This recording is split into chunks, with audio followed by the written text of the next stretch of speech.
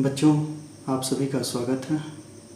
बच्चों, पिछले टर्म पे हमने सूरदास के पद के अंतर्गत सूरदास का जीवन परिचय और पद संख्या 1 को व्याख्यात कर अध्ययन किया। आज हम सूरदास के पद के अंतर्गत पद संख्या 2 अध्ययन करेंगे। पद संख्या 2 इस प्रकार है। मन की मन ही माझ रही, कहिए जाय कौन पै ओधो, नाही परत कही। अवधि आधार आस आवन की, तन मन विथा सही। अब इन जोग संदेशन सुन सुनी, विरहिन विरह दही।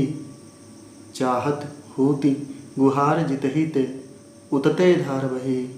सूरदास अब धीर धरहि क्यों, मर जादा न लही। बच्चों, सबसे पहले हम इस पद में आए क्लिष्ट पदों का अर्थ जानें। माझ का अर्थ है में, अवधि का अर्थ है समय या घड़ी, आधार का अर्थ है आधार अवलंब, आस का अर्थ है आशा, आवन आगमन, विथा व्यथा या दुख अथवा कष्ट, सुनि सुनि अर्थात सुन सुनकर, विरहिनी विरह में जीने वाली, विरह दही विरह की अग्नि में जलने लगी, चाहती होती इच्छा तो यह है, गुहार पुकार लगाएं जितहीं ते रक्षा के लिए, उतते वहीं से, धार योग की धारा, धीर धैर्य, मर्यादा मर्यादा, लही रखी। अब हम इस पद का भावार्थ समझेंगे। इस पद की पहली पंक्ति है, मन की मन ही माझ रही। मन की बातें, मन की अभिलाषाएं, आशाएं, इच्छाएं मन में ही रह गई। गोपियों के मन में वो कौन सी अभिलाषाएं हैं, वो कौन सी बातें हैं जो उनके मन में ही रह गई। ऐसा क्यों कहते हैं गोपियाँ? कृष्ण ब्रज से मथुरा तो चले गए और वहाँ से स्वयं न लौटकर उद्धव के द्वारा योगियों को समझाने के लिए भेज दिया। उन गोपियों के पास जो अपने प्रिय श्री कृष्ण के आगमन की प्रतीक्षा में तमाम आकांक्षाएं मन में पाले इंतजार की घड़ियां व्यतीत कर रही हैं, तमाम दुखों वेदनाओं कष्टों को सहती हुई अपने जीवन को जी रही हैं। उन गोपियों के मन में कई सारी अभिलाषाएं हैं। वो अभिलाषाएं हैं कृष्ण के आने की सूचना पाने की। उद्धव जब मथुरा से ब्रज आते हैं तो वे सोचती हैं कि कृष्ण का कोई संदेश लेकर आए होंगे। बच्चों, इस पद में गोपिकाएं उद्धव से कह रही हैं कि मन की बातें मन में ही रह गई।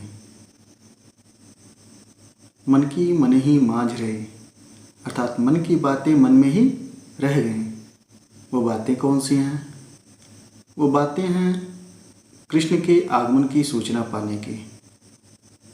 उद्धव मथुरा से ब्रज आए हैं तो गोपिकाएं ये सोचती हैं हो सकता है उद्धव श्री कृष्ण के आगमन की कोई सूचना उन्हें देंगे। इसके साथ ही साथ गोपियों के मन में यह भी अभिलाषा है कि श्री कृष्ण आएंगे तो वे गोपियां कृष्ण से अपने हृदय की व्यथा कथा को कहेंगी। पर ऐसा कुछ ना पाकर गोपिकाएं आगे कहती हैं, कहिए जाय कौन पे उधो, ना ही परत कही। हे उधो, अब आप ही बताएं कि किससे जाकर अपने हृदय की व्यथा कथा को हम कहें। किसी अन्य से कहते नहीं बनता। उन बातों को जिनको केवल और केवल अपने आराध्य अपने प्रिय श्री कृष्ण से कहना है, उसे हम किसे जाकर कहें। अवधि आधार आस आवन की, तन मन बिथा सही।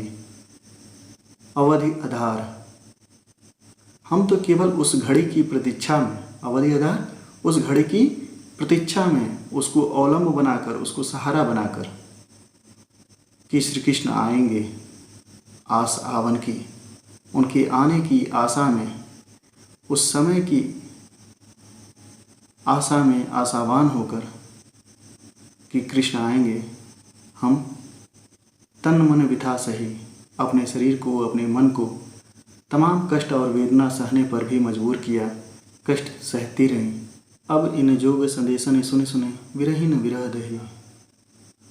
अब आपके द्वारा इस दिए गए योग के संदेश ने हम विरहिणी गोपिकाओं को विरह की अग्नि में झकझोर दिया है।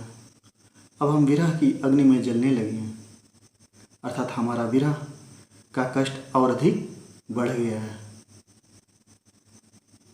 चाहत होती गुहार जित हिते, उतते धार बही। गोपिकाएं आगे कहती हैं कि चाहत होती, उनके अंदर चाहत तो है, किसी योग की अग्नि से बचाने के लिए अपने आराध्य अपने प्रिय श्री कृष्ण को वे पुकारें, पर उतते धार बही, पर कैसे। यह योग की धारा, यह योग की अग्नि भी तो वहीं से यहाँ आई है, अर्थात यह योग का संदेश भी शायद श्री कृष्ण ने ही उद्धव के माध्यम से उन गोपियों को भेजा है। सूरदास अब धीर धरई क्यों, मर जाता न लही। सूरदास जी कहते हैं कि आगे गोपियाँ कहती हैं कि अब धैर्य कैसे धारण किया जाए। उनके प्रिय आराध्य श्री कृष्ण ने तो प्रेम की मर्यादा का भी अनुपालन नहीं किया। प्रेम का प्रतिदान प्रेम से दिया जाता है। इस पद में गोपिकाएं कृष्ण के प्रेम में, उनकी भक्ति में लीन है, पूरी तरह से समर्पित है। गोपिकाओं का कृष्ण के प्रति प्रेम अनन्य है और कहीं न कहीं गोपिकाओं और कृष्ण के प्रति प्रेम के माध्यम से सूरदास ने अपने आराध्य श्री कृष्ण के प्रति अपनी अनन्य भक्ति, प्रेमा भक्ति को अभिव्यक्ति प्रदान की है।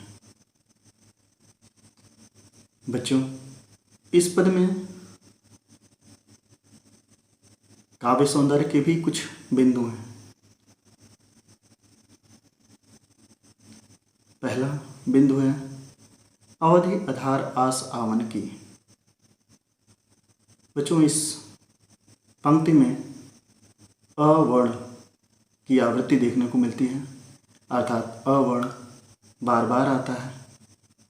अवधि आधार आस आवन, अतः यहाँ अनुप्रास अलंकार है।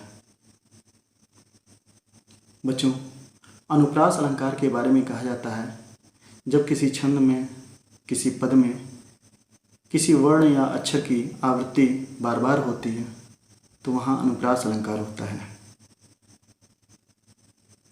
बच्चों, यह पद सहज सरल ब्रजभाषा में लिखा गया है। शब्द योजना सहज सटीक है। इसमें ज्ञता विद्यमान है, अर्थात इसे गाया जा सकता है। सूरदास ने इस पद में सगुण ब्रह्म अर्थात श्री कृष्ण के प्रति अपनी अनन्य भक्ति को प्रकट किया है।